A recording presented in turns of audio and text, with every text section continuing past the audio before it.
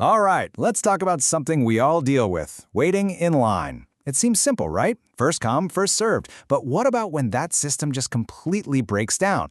How do you decide what's most important when 100 different things are all yelling, me first? Well, today we're going to pull back the curtain on the incredibly clever data structure that manages all that chaos.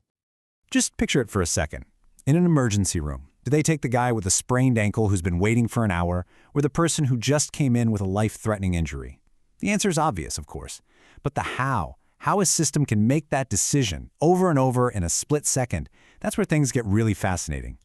You know, in so many critical situations, a simple line just doesn't work. Life is way more complicated than that. To handle the real world, you need a system that's built from the ground up to understand just one thing: priority.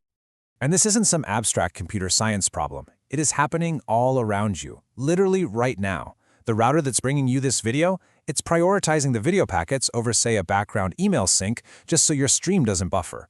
Your computer's processor is constantly juggling which program needs attention right now. Even an office printer might decide to print a one-page job before a 500-page one. The rule isn't first in, first out, it's most important first out. The tool that engineers built for this job is called a priority queue. It's a really cool idea with two core jobs. First, you have insert, which lets you add a new task or item, and you tell it how important that item is. But the real magic is in the second operation, delete min. This function doesn't just grab the next thing in line. It scans the whole collection and with incredible speed finds and removes the one with the highest priority. We call it delete min because, by convention, the smallest number represents the highest priority. So, if we need to build one of these special queues, how would we do it? You might think, well, let's just use a list. But as you're about to see, that leads to a really tough trade-off. And here's the problem. If we just dump everything into a regular unordered list, adding a new item is crazy fast. You just stick it on the end. But finding the most important one? You have to look through every single item every time. That's super slow. On the other hand, if you keep the list sorted by priority, you can grab the most important item instantly. It's always right at the front. But adding a new one becomes a huge pain because you have to shift everything over to make room. So either way, you're stuck with one really slow operation. This leads us right to the million-dollar question. Is there some genius way to get the best of both worlds? Can we actually design a data structure that's fast for both putting new things in and for pulling the most important thing out? Well, you'll be happy to hear the answer is a big yes. And it comes in this beautifully elegant structure called a binary heap. The absolute genius of the heap is that its entire, seemingly complex behavior is governed by just two incredibly simple rules. And these are the two rules. That's it. First, the structure property. This just means a heap has to be a complete binary tree. All that means is that it's filled up from top to bottom and from left to right with absolutely no gaps. And second, and this is the really crucial one, the heap order property. This rule says that any parent must be smaller than both of its children. In other words, a parent always has a higher priority. And here's the beautiful result of that second rule. If every parent is smaller than its children, all the way down, it guarantees something amazing. The item with the absolute highest priority, the smallest number in the whole collection, is always sitting right at the very top, at the root of the tree. It's always ready to go. Okay, so we've got the rules of the game. Now, let's see how they actually let a heap handle new items and requests, always snapping back into that perfect order. First up, let's add something new. The strategy is pretty clever. We start by placing the new item in the next available spot, just to keep the tree's shape right. Then, we let it bubble up the tree, swapping it with its parent over and over until it finds exactly where it belongs. This process is called percolating up. So, let's say we want to insert the number 14 into our heap. To follow that first rule, the structure rule, we just put it in the first open spot at the very bottom. Simple. But, we've broken the second rule. 14 is smaller than its parent, 31, and that's not allowed. No problem, we just fix it. We compare 14 to its parent, 31. Since 14 is smaller, we swap them. See, the bubble has started to rise, but we're not quite done yet. Now we check again. We compare 14 with its new parent, 21. And again, 14 is the smaller one, so we swap them one more time. Now we check one last time against its new parent, 13. This time, 14 is larger, so we stop. And just like that, it's found its perfect spot, and our heap order is fully restored. Okay, so that's getting things in.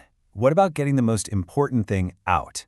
For this, we basically do the opposite. We grab the item from the top, fill that hole with the very last item from the bottom, and then we sift or percolate that item down until everything is back in order. So we want to remove the minimum element, and we know exactly where it is. Right at the top, number 13. We take it out. Now, to keep our tree structure intact, we do something that looks a little weird. We grab the very last element in the whole heap, in this case, 31, and we stick it right in that empty spot at the top. Now our shape is correct, but our priority order is totally broken. Time to fix it. We look at the new root's children, 14 and 16. We pick the smaller of the two, which is 14. Since our out-of-place number, 31, is larger than 14, we swap them, and the percolation down has begun. And we just repeat the process. From its new spot, we look at 31's new children, 19 and 21. The smaller one is 19. Since 31 is larger than 19, you guessed it, we swap them again. And this just keeps going all the way down. From its new position, 31 would look at its children, 65 and 26. 26 is smaller, so they'd swap. At that point, 31 is at the bottom, it has no more children, and the process is done. And look at that, our heap is perfectly back in order, with the new minimum value, 14, right where it belongs at the top. Now both of those operations, percolating up and down, are incredibly fast. But the heap has one last trick up its sleeve, a secret weapon really, that makes it absolutely fly in the real world. So this whole time we've been picturing the heap like this, right? As a tree, with nodes and branches. And that's a fantastic way for us humans to wrap our heads around how it's all related. But here's the absolute genius of the heap. To a computer, it's not a tree at all. It's just a simple, plain old array.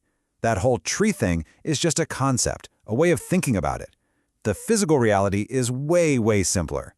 And computers are incredibly good at working with arrays. There are no complicated pointers linking everything together. Instead, the computer just uses some dead simple math to navigate.